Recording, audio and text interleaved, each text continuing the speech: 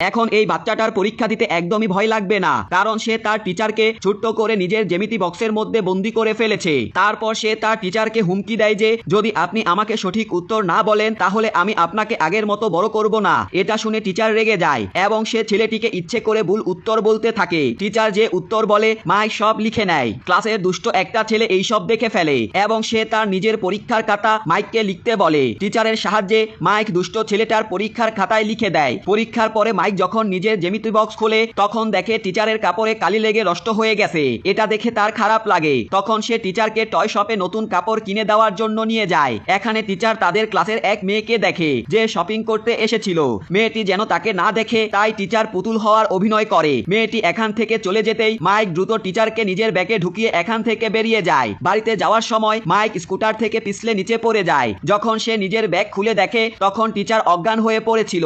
সে তাড়াতাড়ি টিচারের উপর পানি ঢালে এবং টিচারের জ্ঞান ফিরায়। তখন টয় শপের সেই মেয়েটিও এখানে এসে যায় এবং টিচারকে দেখে ফেলে। সে টিচারের ব্যান্ডেজ করে দেয়। পরের দিন যখন রেজাল্ট আসে তখন মাইক দেখে যে তার পরীক্ষায় 0 নাম্বার এসেছে। ক্লাসের দুষ্ট ছেলেটাও ফেল করেছে। রাগের মাথায় দুষ্ট ছেলেটা মাইকের ব্যাগ থেকে টিচারকে বের করে নেয় এবং টিচারকে দেওয়ালে ঝুলিয়ে দেয়, যার কারণে টিচার খুব ভয় পেয়ে যায়। কিন্তু মাইক আর সেই মেয়েটি সময় মতো এসে যায়। মেয়েটি দুষ্ট ছেলেটার সঙ্গে কথা বলে তার মনোযোগ অন্যদিকে ঘুরিয়ে দেয় এবং মাইক টিচারকে চুপি চুপি বাঁচিয়ে নিয়ে এখান থেকে বেরিয়ে যায়। তো আপনি কি কখনো আপনার টিচারকে বিরক্ত করেছেন?